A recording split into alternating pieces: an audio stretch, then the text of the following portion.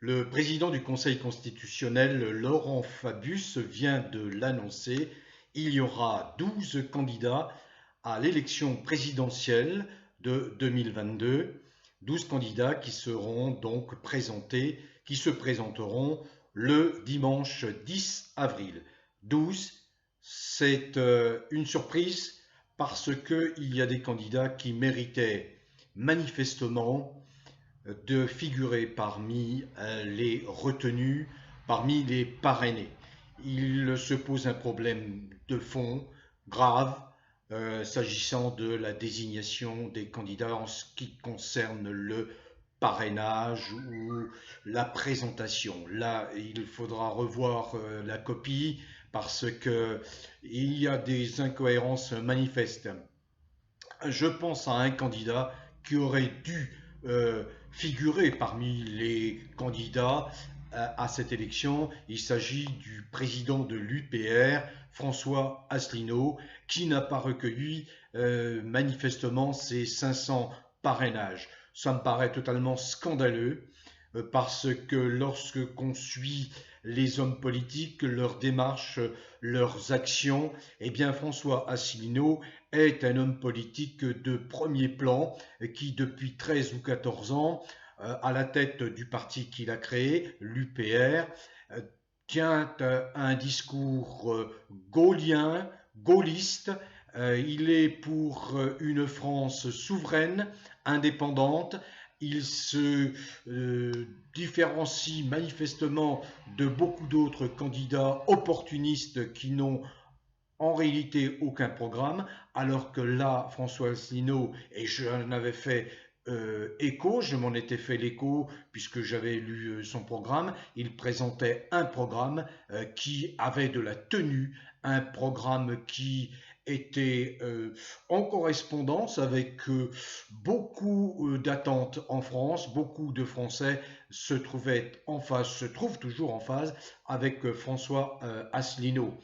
François Asselineau, notamment, est un de ceux qui ont très rapidement expliqué qu'il mettrait fin à toutes ces mesures sanitaires, à tout cet enchaînement absurde de mesures qui ont été prises par Macron pour instrumentaliser la situation à son profit.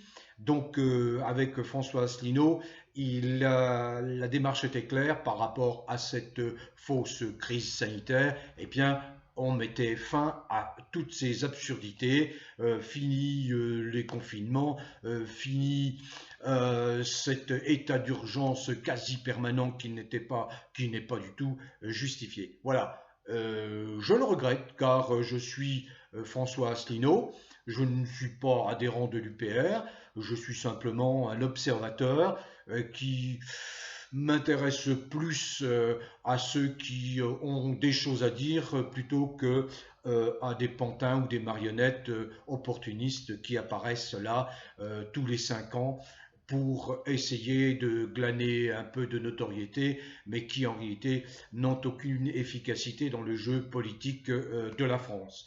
Voilà, donc la liste, eh bien la voilà.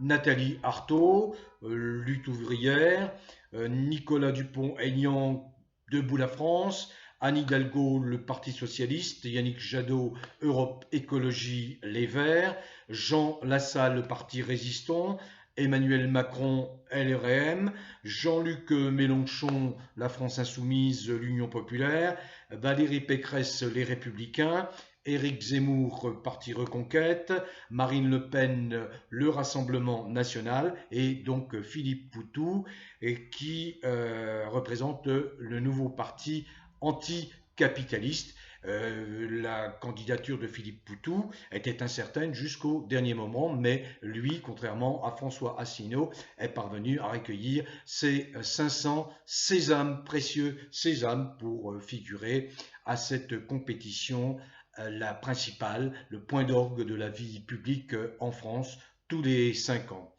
Je voudrais faire quelques remarques.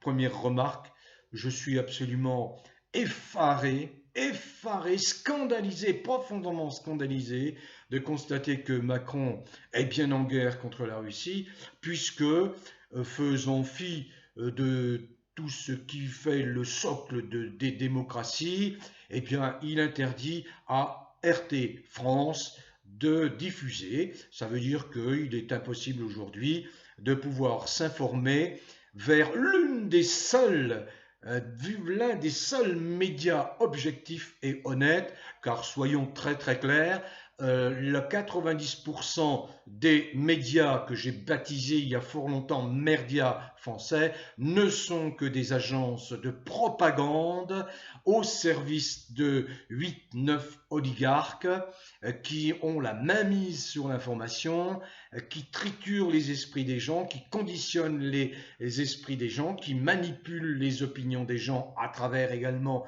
des instituts de sondage qui sont totalement corrompus, qui essayent de vous faire croire que Macron caracole en tête alors qu'il n'en est absolument rien.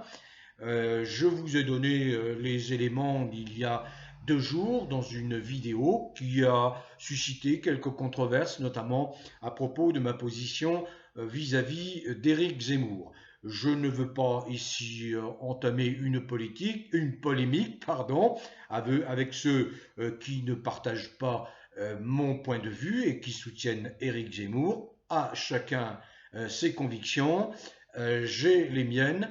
Depuis que je prends la parole sur YouTube, depuis bientôt maintenant 3 ans, bien, ceux qui me suivent savent quelles sont mes convictions.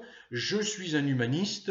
Je n'aime pas les propos qui, sous prétexte de réécrire l'histoire, attisent au fond la haine, cultivent la division.